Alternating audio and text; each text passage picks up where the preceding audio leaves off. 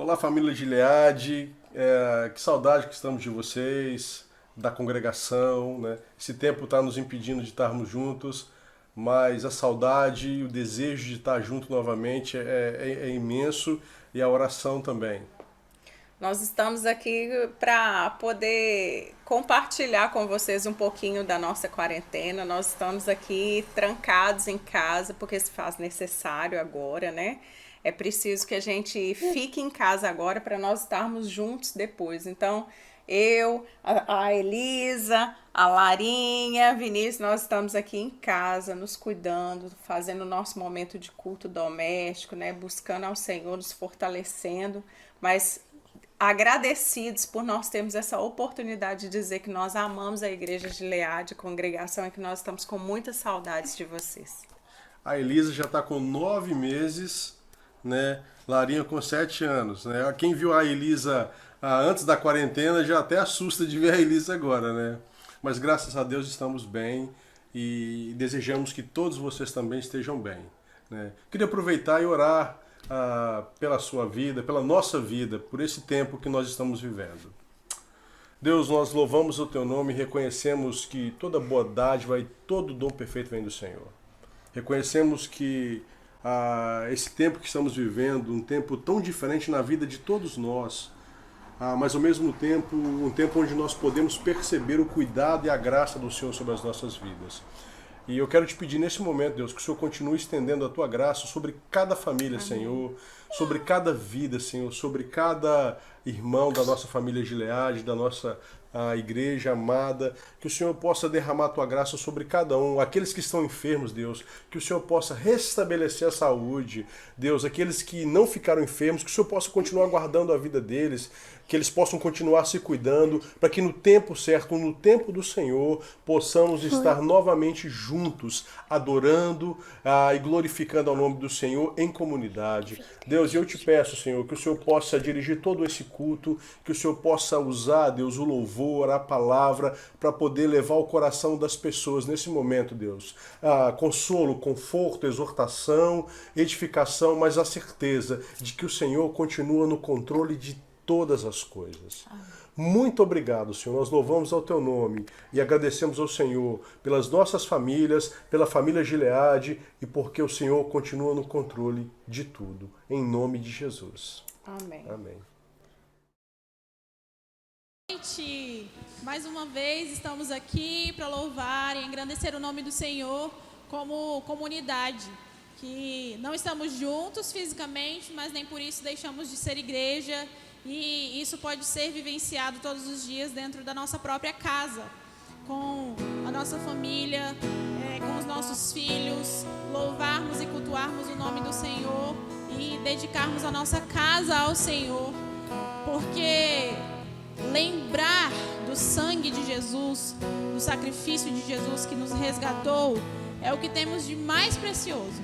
E quando a gente traz isso para nossa mente, a gente consegue lembrar disso, desse amor e dessa misericórdia e sentir isso e perceber isso diariamente. Então, vamos louvar aqui enquanto igreja juntos.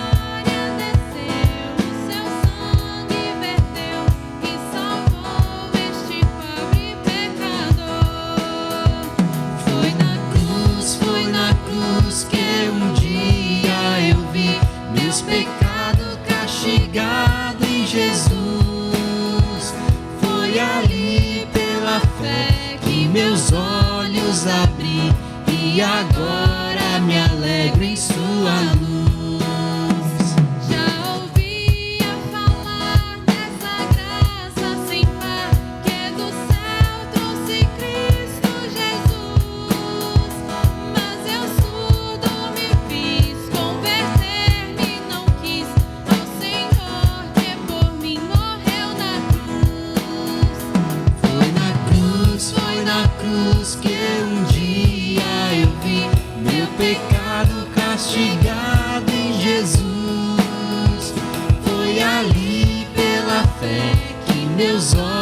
olhos abri e agora me alegro em sua luz. Mais um dia senti meu pecado e vi sobre mim o castigo da lei.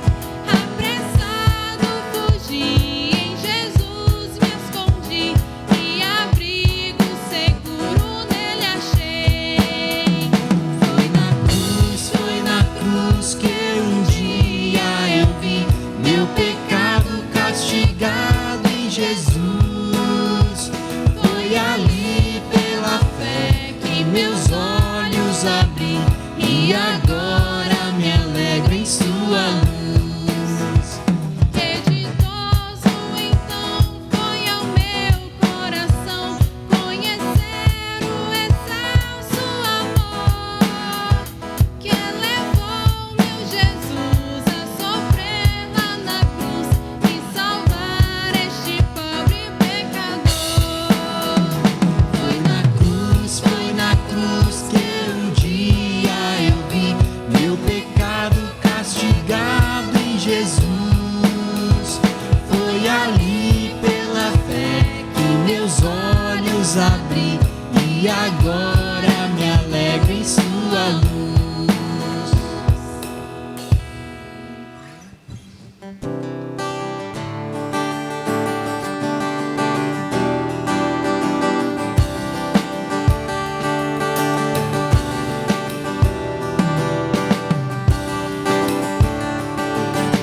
Consagrar meu lar a ti, o nosso futuro para te servir, com toda minha força e entendimento, quero dedicar o meu lar a ti.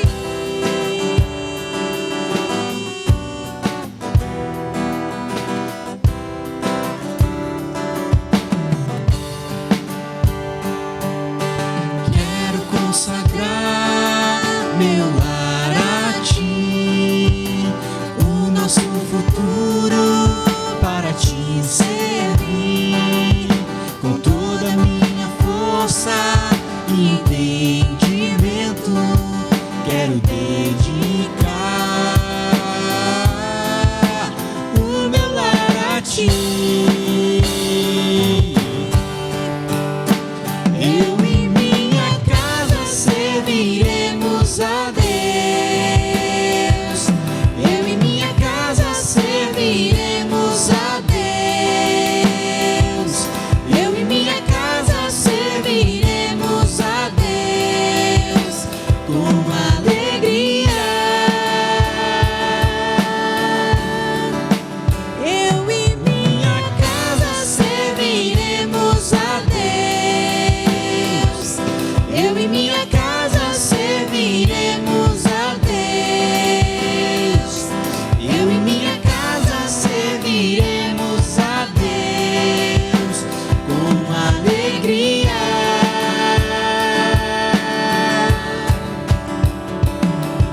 Será abençoada minha descendência, frutificará a sua presença, como um bom perfume, seus filhos irão perfumar todas as nações.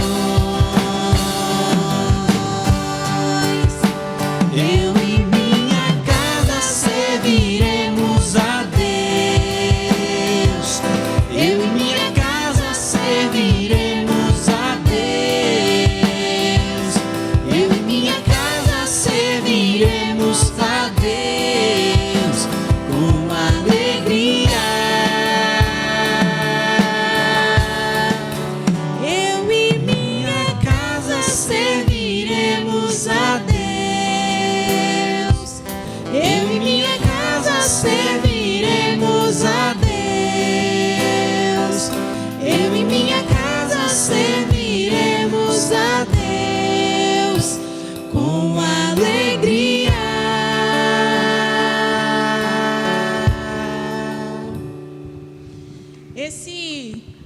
tempo de desafios para a gente, né? Às vezes eu fico me perguntando assim, qual vai ser o efeito na Julieta, por exemplo, que já tem mais noção das coisas, de ficar tanto tempo longe da igreja, de ficar tanto tempo, de vir para cá, para o templo, de ficar tanto tempo longe da escolinha, da escola dominical, das tias, das pessoas, de quem ela conhecia sempre, de ficar tanto tempo de eu ficar falando, Julieta, fica quieta na hora do culto, porque quando eu estou assistindo online, ela fica solta por dentro de casa. Ela não tem essa noção de, agora a gente está na hora do culto e tal. Qual vai ser o efeito disso, a gente não sabe. E aí eu preciso ficar atenta para colocar isso no coração da Julieta sempre. Colocar o amor de Deus sempre no coraçãozinho dela. Porque esse é um desafio que eu preciso fazer para mim. Estar junto dos nossos irmãos, estar aqui na comunidade é um apoio imenso que a gente tem. E às vezes a gente nem percebe. Viver o evangelho e nutrir a nossa espiritualidade sozinhos em casa tem sido um desafio. Mas é importante a gente trazer à memória esse Deus incrível que a gente tem. E quando a gente percebe detalhes, a gente nutre sim a nossa espiritualidade. Quando a gente se disciplina para ler a Bíblia, para orar, a gente nutre sim a nossa espiritualidade. Quando a gente conversa com o nosso cônjuge sobre Cristo, sobre o amor de Deus, sobre fazer o bem ao próximo, sobre como ajudar alguém nesse tempo difícil, eu estou nutrindo sim a minha espiritualidade. E isso é muito importante. Já que eu não tenho a minha bengala, que é a comunidade semanalmente, eu preciso nutrir isso de outras formas. Porque Deus não deixa de ser Deus, por mais pequena que esteja a minha percepção disso. Deus não deixa de ser imenso. Deus não deixa de ser grandioso.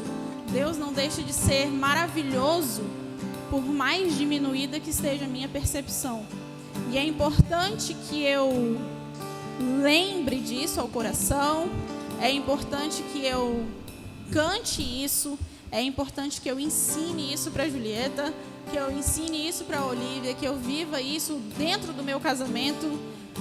Que grande é o Senhor, que não há outro como Ele, que Ele é santo, que Ele é puro e que eu preciso ter dessas características na minha vida, diariamente.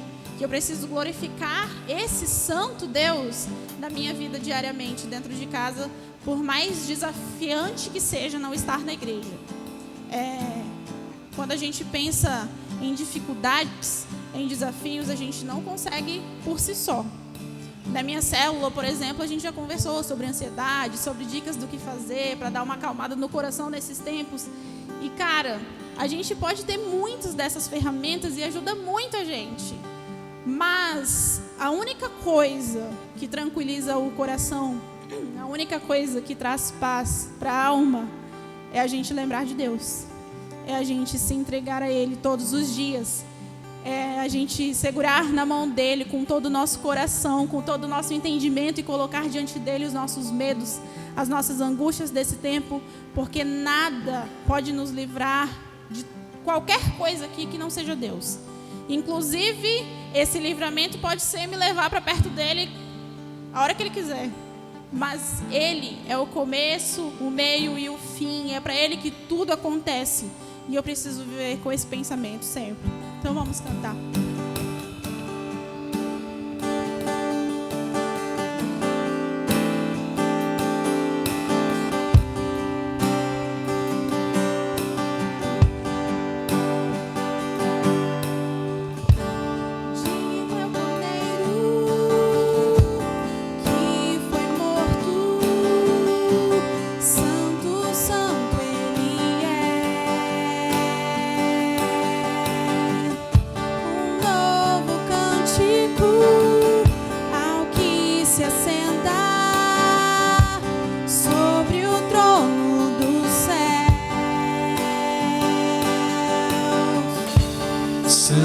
Santo, Santo, Deus Todo-Poderoso, que era, vir.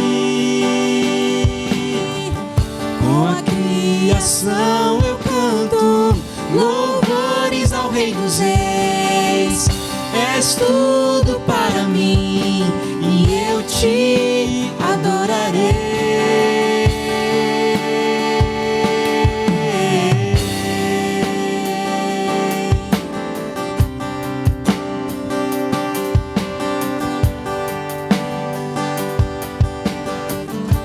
Está vestido do arco-íris, sons de trovão, luzes, relâmpagos, louvores, honra e glória, força e poder para sempre, ao único Rei eternamente. Santo, Santo, Santo, Deus Todo-Poderoso, que era, é e há de vir. Com a criação eu canto louvores ao Rei dos Reis. És tudo para mim e eu te adorarei. Santo, Santo, Santo, Deus Todo-Poderoso, que era, é e há de vir. Com a criação eu canto louvores ao Rei dos Reis. És tudo para mim e eu te adorarei.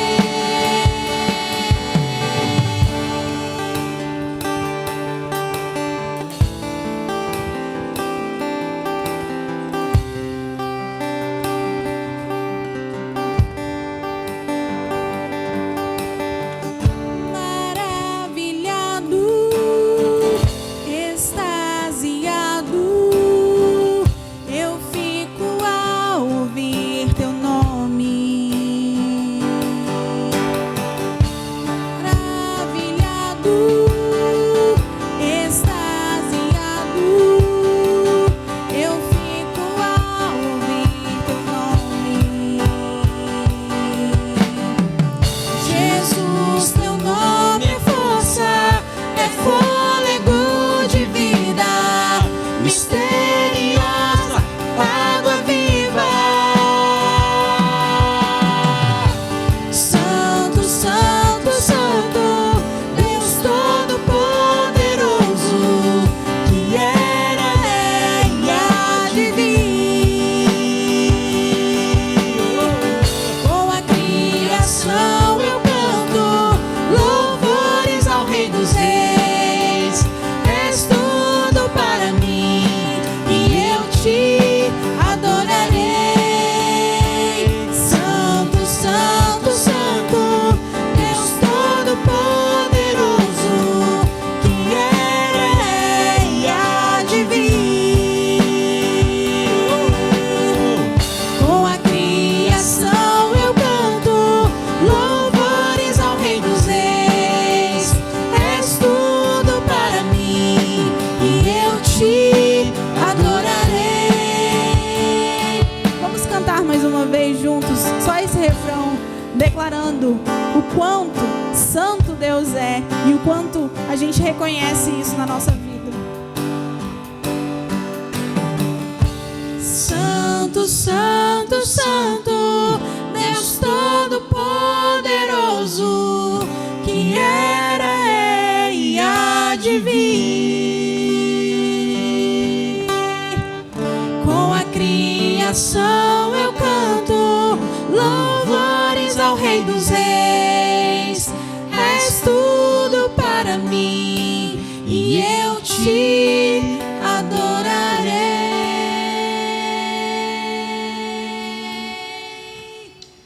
Amém, Senhor.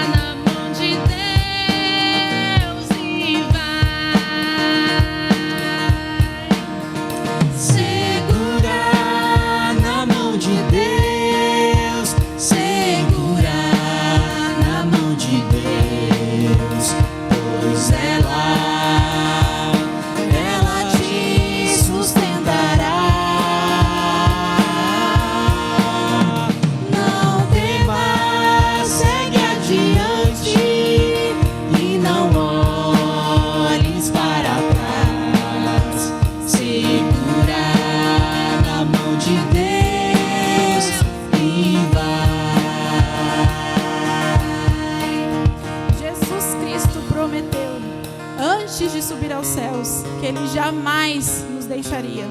O Espírito Santo de Deus está morando dentro de mim, dentro de você, e a gente não passa por nada aqui nesse mundo sozinhos. A gente precisa se agarrar a Ele e continuar andando com fé e esperança naquilo que há de vir. Amém?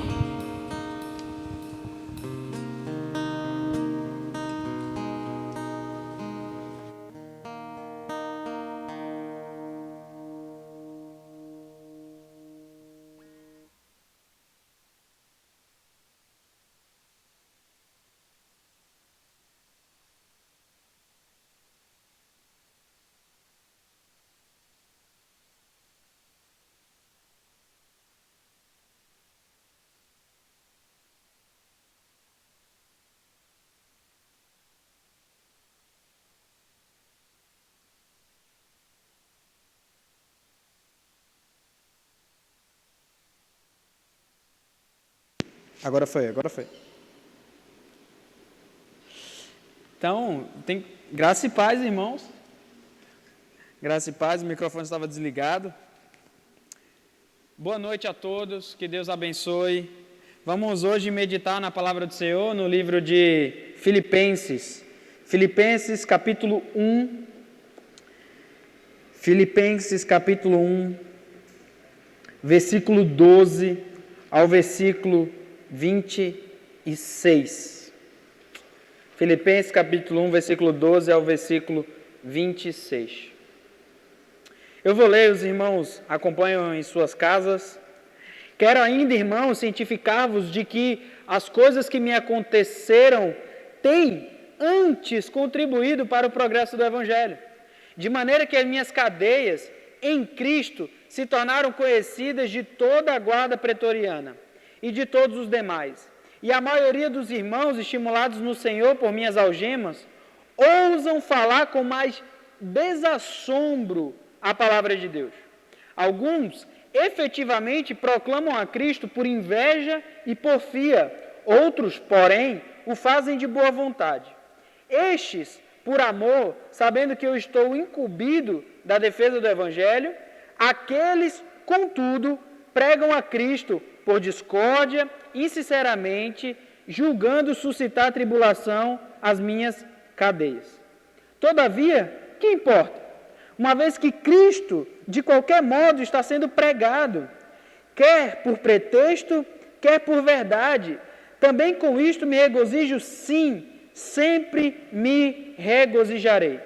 Porque estou certo de que isto mesmo, pela vossa súplica e pela provisão do Espírito de Jesus Cristo, me redundará em libertação.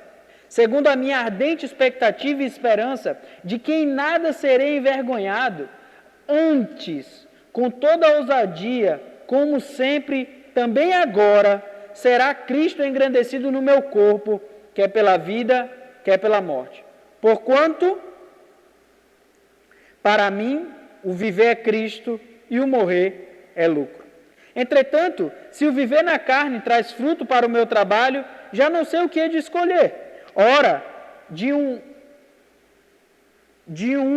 e outro lado, estou constrangido, tendo o desejo de partir e estar com Cristo, o que é incomparavelmente melhor. Mas, por vossa causa, é mais necessário permanecer na carne, e convencido disso, estou certo de que ficarei e permanecerei com todos vós para o vosso progresso e gozo da fé, a fim de que aumente, quanto a mim, o motivo de vos gloriardes em Cristo Jesus pela minha presença de novo convosco.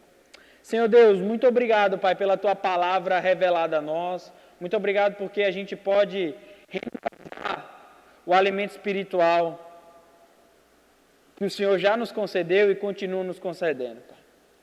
Senhor, nessa noite eu peço que o Senhor fale ao nosso coração, que o Senhor cuide da minha língua, Pai, que eu não fale nada além da Tua vontade, que o Senhor amoleça o coração, abra os ouvidos e o entendimento das pessoas que estão ouvindo, para que assim elas entendam o Teu amor, o Teu desejo em resgatá-las, Pai, em nome de Jesus, amém. Meus irmãos, há 2 semanas atrás eu estive pregando aqui, a gente falou um pouco sobre Gênesis capítulo 12, do versículo 1 ao versículo 3. Tá ligado? Som? E aí? Beleza? Então, há 2 semanas atrás eu estive pregando aqui em Gênesis capítulo 12, do versículo 1 ao versículo 3, e a gente falou sobre a proposta de Deus de abençoar todas as nações através de um povo que começa em Abraão, no seu chamado de Abraão. Agora a gente continua pensando ainda um pouco sobre isso, mas eu queria colocar para os irmãos o seguinte: dentro daquela pregação eu também falei que nós estamos vivendo um tempo atípico, um tempo diferente, um tempo único. E eu também falei que talvez nós estejamos perdendo o senso de missão, perdendo um pouco o senso da identidade nós como os cristãos que somos. Aqui, Paulo está preso, e é muito importante a gente entender o contexto na qual Paulo está, para que a gente possa entender com mais significado o que o texto propõe para a nossa vida hoje. Por que é importante? A gente precisa entender que Paulo está muito parecido com a gente. Paulo está muito parecido com a gente. Primeiro que Paulo está preso. A nossa liberdade devido à pandemia também foi limitada. Paulo, ele tem sido alvo de críticas pela, entre aspas, a oposição, dizendo que ele não era apóstolo de verdade. Então a gente tem uma segunda questão. A terceira questão é que Paulo, ele precisa da ajuda dos irmãos para sobreviver. Por quê? Porque no período de Paulo, no ano 63, mais ou menos, que quando a epístola foi escrita, ele entendia de que a justiça romana entendia que o preso, ele deveria se sustentar. O Estado romano não dava comida para ele, mas pelo contrário. Quem tinha que dar comida, fornecer a comida, era a própria família de Paulo, os amigos de Paulo, e seja quem estivesse ali para suprir a necessidade. É por isso que a igreja de Filipos envia uma oferta para Paulo, mas também envia o seu principal obreiro, Epafrodito, para ajudar Paulo nesse período em que ele está preso. Nesse contexto todo, Paulo vai dizer no começo que tem muita alegria, e Paulo escreve essa carta com muito sentimentalismo, com muita emoção, porque ele tem mesmo um apreço por essa igreja, por essas pessoas dessa igreja. E aqui ele começa a entender que esse tempo de diversidade, esse tempo de dificuldade que Paulo tem vivido, de dúvidas, de ansiedade, de incerteza do futuro, de ter que precisar dos outros para viver, todas essas circunstâncias na qual Paulo está inserido nesse momento, ela tem um propósito. E o propósito, ela está totalmente ligada à missão proposta a ele. E a missão que é proposta a todos nós. Assim, e a partir do momento na qual nós confessamos Cristo como Senhor e Salvador da nossa vida. Portanto, Paulo no versículo 12 já começa dizendo: meus irmãos, quero ainda, irmãos, cientificar-vos aqui assim que vocês tornem conhecidos a vocês, que vocês saibam de que as coisas que me aconteceram, toda a humilhação, o fato de estar preso, e eu sei, irmãos, que vocês têm pensado que pelo fato de eu estar preso, o evangelho não esteja caminhando, que pelo fato de Paulo ser o maior missionário da igreja estar preso, seria uma grande perda para a igreja, para o evangelho. Entretanto, Paulo vai dizer de que todas essas coisas, o fato de eu estar preso, de eu estar sofrendo, todas as dificuldades que eu estou passando, antes tem contribuído para o progresso do evangelho. Como, Caio? Como, Paulo, que você preso, você tem contribuído para o evangelho? E ele começa a discorrer sobre essa questão. Olha o que ele continua dizendo no versículo 13. Tem contribuído para o progresso no versículo 12, mas no versículo 13 ele diz: de maneira que as minhas cadeias, ou seja, o significado de eu estar preso, o fato de eu estar preso, em Cristo Jesus, porque todos sabiam que ele estava preso porque ele tinha pregado o Evangelho, e o motivo era Cristo de ele estar preso, se tornaram conhecidos em toda a guarda pretoriana, ou seja, as pessoas que cuidavam de Paulo ali na cadeia, Paulo provavelmente era algemado junto a outra pessoa, e ele tinha que ficar com um soldado pretoriano ali o tempo inteiro junto dele. Devido a isso, olha, toda a guarda tem conhecido a Cristo. E todos os demais, ou seja, essa pessoa que tem ouvido a Cristo, ela tem comentado também sobre Cristo para outras pessoas. E o fato de eu estar preso está enfervescendo o negócio aqui, o Evangelho tem sido pregado. No versículo 14 ele vai dizer, e a maioria dos irmãos estimulados, e essa palavra é importante, meus irmãos, porque o fato de ele estar preso, de ele continuar pregando o Evangelho para a guarda pretoriana, fez com que crescesse nos irmãos ali que soubessem dessa história, ficaram estimulados, cresceu um estímulo no Senhor por minhas algemas. O que Paulo está querendo dizer é que eles olharam para a minha situação, perceberam que mesmo eu estando naquela situação, eu tenho continuado a pregar o Evangelho, eles ousaram falar com mais desassombro, e desassombro aqui é sem medo, sem temor de ser preso, sem temor de todas as consequências de estar pregando o Evangelho. Ou seja, o fato de Paulo estar preso fez com que estimulasse pessoas, motivasse as outras pessoas, os outros irmãos, a estarem pregando o Evangelho. Desassombra a palavra de Deus. Irmãos, aqui a gente já começa a perceber que o Evangelho precisa continuar crescendo. Ele precisa continuar progredindo. Não é porque nós estamos todos em casas que nós temos que ficar parados, de mãos atadas, inertes. Não, de modo algum.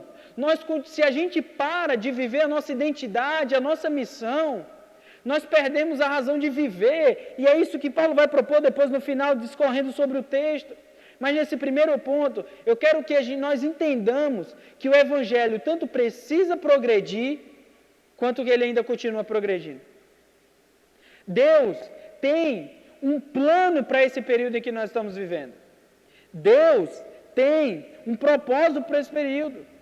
Deus, em todo o período da história, da criação, até o momento em que nós estamos vivendo, de alguma forma Ele continuou progredindo a sua palavra de salvação sobre todos nós. E essa palavra de salvação, de libertação, precisa chegar a todas as famílias da terra.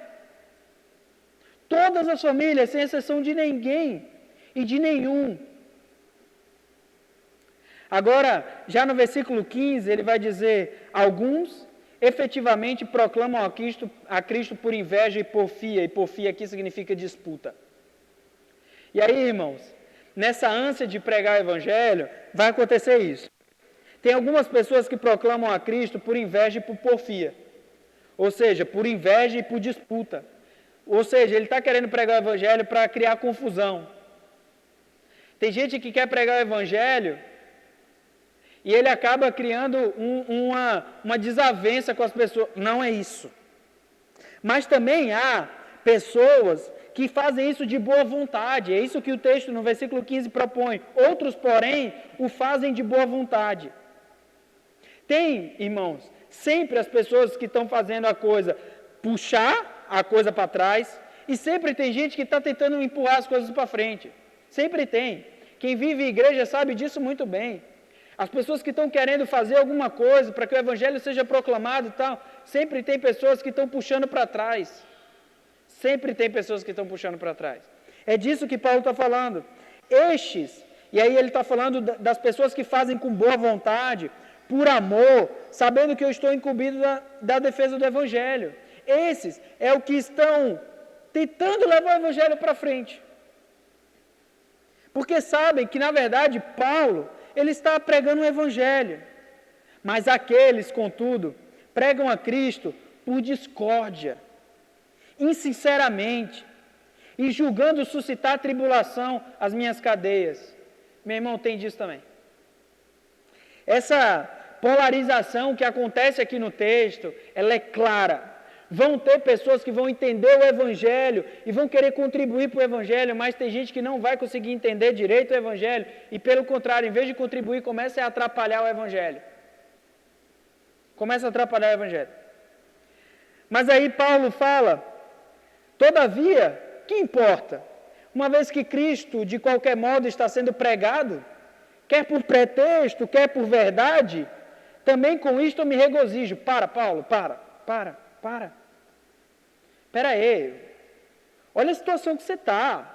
Tudo que você tem vivido. Mesmo assim, você regozija. E ele repete. Olha o que ele fala. Também com isto me regozijo. Sim, sempre me regozijarei. A gente está reclamando muito nesse tempo. E Paulo está regozijando. Paulo está vivendo um período muito parecido com o nosso, que nós estamos passando hoje. E Paulo está regozijando. Porque o Evangelho, de qualquer forma, além da nossa percepção humana, está progredindo. E a gente está reclamando. Ele continua dizendo, sabe por que eu regozijo? Eu regozijo porque eu estou certo de que isto mesmo. E aqui a gente tem uma formulazinha sensacional para a gente passar por momentos de dificuldades, de adversidades e começar a observar oportunidades na nossa vida. Que é, a primeira coisa, a vossa súplica. Eu sei, Paulo está dizendo aqui, meus irmãos de Filipos, eu sei que vocês têm orado por mim. E meus irmãos, oremos um pelos outros. Oremos. Não deixe essas pessoas se sentirem sozinhas.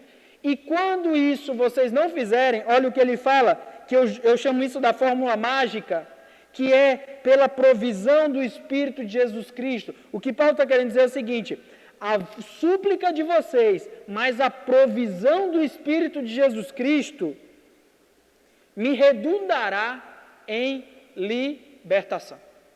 Gente, olha isso, cara. Para pensar nisso. Num tempo em que ele está vivendo, ele se alegra porque tem gente orando por ele e porque o Senhor tem suprido nesse momento de dificuldade, nesse momento de dor, de angústia, de incerteza do futuro. O que é que vai acontecer agora, depois que o corona passar?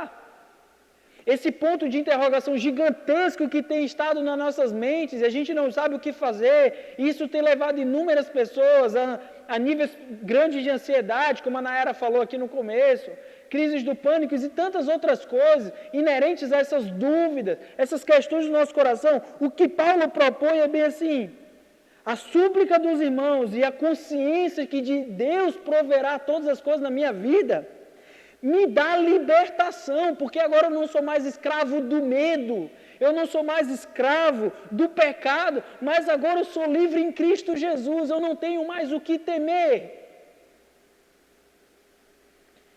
E aí Paulo continua, segundo a minha, não é qualquer expectativa, mas é uma ardente expectativa, e outra palavra importante aqui é esperança, de que eu não serei envergonhado. Paulo, Paulo. Cara, tu está preso, tu está envergonhado, os caras estão falando que tu é um falso profeta. Mas Paulo está falando, não, eu tenho uma grande expectativa, eu tenho esperança de que eu não serei envergonhado, mas não só envergonhado antes, com toda a ousadia, como sempre, também agora será Cristo engrandecido no meu corpo, quer pela vida, quer pela morte. E aqui, meus irmãos, é muito importante a gente entender que nós somos um meio para abençoar todas as nações. Quem abençoa todas as nações não sou eu, mas é Cristo Jesus. Cristo é o detentor da bênção, é Ele que abençoa todas as nações e Ele que está aqui disposto a nos abençoar. Por que, Paulo? Porquanto, para mim, o viver é Cristo e o morrer é lucro. Essa frase é muito conhecida, né? Porquanto para mim o viver é Cristo e o morrer é lucro. Meus irmãos, quem somos nós nisso? Nós somos o povo que está pregando por inveja e porfia, ou nós somos as pessoas que estão pregando de boa vontade?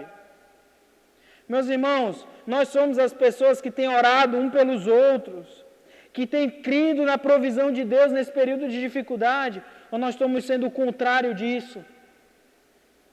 Meus irmãos, a nossa esperança está em que Cristo seja engrandecido na minha vida, ou a minha esperança está em que o meu nome seja maior do que todos os nomes? Para mim, é mais lucrativo viver, se não for para engrandecer a Deus, ou morrer. O que de fato é importante, e aqui eu quero trazer uma pergunta filosófica para a gente, que é: o que de fato a vida se torna importante e relevante a nós? Obrigado, mano. Porque se a vida de fato não é engrandecer o nome de Cristo, tanto nos tempos de bonanças quanto nos tempos de dificuldade, o que de fato é a vida? É isso que Paulo propõe aqui para a gente. Pô, eu estou lascado, eu estou aqui preso, eu estou precisando de ajuda dos outros, eu estou vivendo, parece que num mundo de impossibilidades, mas há uma possibilidade de o nome de Deus ser engrandecido a partir de mim. Então é assim que eu vou fazer, porque, cara, se não for para viver para Cristo ser engrandecido, por que eu estou vivo? Para quê? Nós somos esse povo em que os outros povos olharão para a gente e falarão: quem é o Deus dessa pessoa? Essa pregação do Evangelho precisa chegar a ele também através do meu exemplo. Porque isso é viver.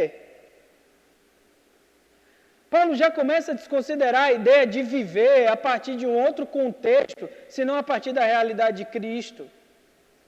Eu vivo para engrandecer o nome de Cristo. Eu estou nessa vida, dia a dia, acordando todos os dias pela manhã e tentando responder as perguntas que a vida me propõe, porque eu quero engrandecer o nome de Cristo. Paulo tinha essa noção.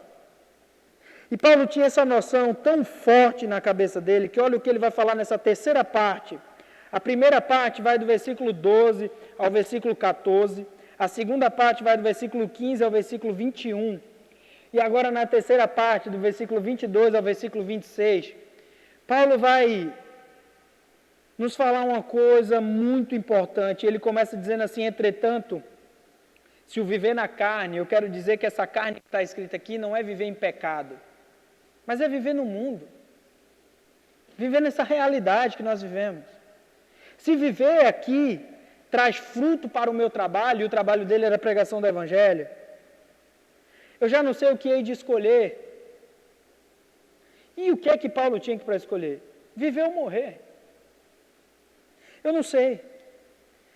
Esse senso de missão de Paulo é uma coisa que para mim é revoltante, porque no meio das impossibilidades da vida, na qual a vida é soberana sobre nós e ela coloca coisas sobre nós, ele vê uma oportunidade de Deus ser engrandecido a partir desse tempo de impossibilidades. E se não for para Cristo ser engrandecido nesse tempo de impossibilidade, virando assim uma oportunidade, eu não sei o que eu vou escolher, porque se for para viver assim, vale a pena viver. Para que eu vou para o céu então? Para que eu quero morrer se Deus vai ser engrandecido? Mas ele continua no versículo 23, ora, de um e de outro lado, estou constrangido, porque eu tenho um desejo muito grande de partir, de ir para o céu, e de estar com Cristo. E ele usa um advérbio muito interessante, que é o que é incomparavelmente melhor. Não tem comparação a vida que está por vir em Cristo Jesus, do que a vida que nós estamos aqui. Paulo já pressupõe isso para a gente, mas ele traz uma conjunção adversativa dizendo: mais, por causa de vocês que precisam ser alcançados pelo Evangelho, esse Evangelho que liberta, esse Evangelho que tira desse mar de impossibilidades e coloca a gente no mar de oportunidades. A partir do momento em que nós colocamos a lente de Cristo, a cosmovisão cristã, a gente para de ver as impossibilidades e começa a ver mais possibilidades onde não existe. Numa visão humana. Mas por vossa causa é mais necessário permanecer na carne, meus irmãos. Paulo parece que está diante de uma escolha, de estar eternamente com Cristo e parando de viver toda essa tristeza, toda essa dificuldade, essa adversidade. Mas Paulo fala, não, eu prefiro ficar com vocês. Eu prefiro continuar sofrendo, porque assim o Evangelho crescerá. E no versículo 25 ele diz, eu estou convencido disto, estou certo de que ficarei e permanecerei com todos vós para o vosso progresso. Lembra, a palavra progresso, ela aparece lá no começo, antes, contribuído para o progresso do Evangelho, no versículo 12, ela se repete aqui no versículo 25, dizendo, tudo isso que eu tenho narrado para vocês, é para que eles tenham progresso. Esse progresso no Evangelho, ele não está limitado somente na pregação do Evangelho, mas de que nós nos tornemos cristãos mais maduros, cada vez mais firmados na fé, cada vez mais parando de comer o leite, tomar o leitinho, como Pedro propõe lá em sua carta, mas cada vez mais forte nas promessas e na provisão de Deus para a nossa vida. Além do progresso, ele traz a palavra gozo da fé. E no versículo 26 ele começa já dizendo o porquê disso tudo. Qual a finalidade disso? Qual é a finalidade disso? E a finalidade é que aumente, quanto a mim, o motivo de vos gloriardes em Cristo Jesus. Paulo está falando tudo isso, é para que a gente entenda que cada vez mais nós precisamos nos gloriarmos na pessoa, na obra e no plano de redenção que está em Cristo Jesus. Pela minha presença, de novo, convosco. Paulo coloca a missão dele, a identidade dele, como a principal razão de estar aqui. E a razão a finalidade é que nós, no meio de toda essa tribulação, de toda essa dificuldade, desse todo sofrimento que nós estamos vivendo, Deus seja glorificado no meio disso tudo, porque quando a gente coloca os nossos óculos na perspectiva humana, a gente não consegue ver possibilidades nenhuma, mas quando nós colocamos os óculos da palavra do Senhor, do Deus do impossível, a gente começa a ver não só possibilidades, mas a gente começa a ver também oportunidades de viver em Cristo Jesus. No meio disso tudo, meus irmãos, no meio de todo esse período que nós estamos vivendo, nós precisamos lembrar, primeiro, que o Senhor não perdeu o rumo da história e de algum modo o Evangelho tem contribuído para que ele tenha se estendido e o progresso dele aconteça nesse período. Segunda coisa, meus irmãos, nós precisamos ser irmãos e crentes no Senhor Jesus, na qual as pessoas olham para nós e vejam Cristo em nós. Nós não podemos ser as pessoas que pregam por porfia, por disputa, nem por inveja, mas pelo contrário. Eu quero contribuir com o reino de Deus. E terceira coisa, meus irmãos, que Deus seja glorificado no meio de toda essa tribulação. Porque por mais que a gente esteja passando por várias tribulações, Deus tem, através do Espírito Santo, sido o nosso paracleto, estado conosco, estado ao nosso lado, nos permanecendo, nos sustentando. Era esse Espírito que estava com Paulo nesse tempo de dificuldade. Nós não podemos esquecer disso. Que mesmo a gente tendo que ter todo esse senso de missão e de oportunidade no momento que nós estamos vivendo, nós não podemos esquecer que o Deus Todo-Poderoso nunca disse que nos abandonaríamos, mas pelo contrário, Ele sempre disse que estaria conosco em todo o ar que nós respiramos, que a sua misericórdia se renovaria cada manhã, e de que a aliança que Ele fez conosco, Ele nunca, jamais quebrará. Nós não podemos, mesmo nesses momentos de dificuldade, perder o senso de oportunidade de que Deus está fazendo alguma coisa, que nós fazemos parte dessa missão e de que nisso tudo nós precisamos nos gloriar em Cristo Jesus. Meus irmãos, eu sei que está difícil. Eu sei que por trás desse escudo que a gente coloca, eu sei que por trás desse mulherão, desse homenzão aí, tem um coração lá dentro que chora. Tem um coração lá dentro que está cheio de pontos de interrogação. Eu sei que na cabeça e no coração de um pai, nesse momento de tanta dificuldade, quando vê o seu filho, ele teme. Mas o Senhor está dizendo: eu estou convosco. Eu estou com vocês. Continua na missão. Continua contribuindo para a progressão do Evangelho, para o espalhar do Evangelho. Continua. Essa é uma palavra de encorajamento de Paulo, dizendo para a gente: galera, tá difícil, tá, mas não desiste não. Não para não. Porque lá na frente, Deus será glorificado através das nossas vidas. Que Deus nos abençoe, em nome de Jesus. Amém. E uma boa semana a todos.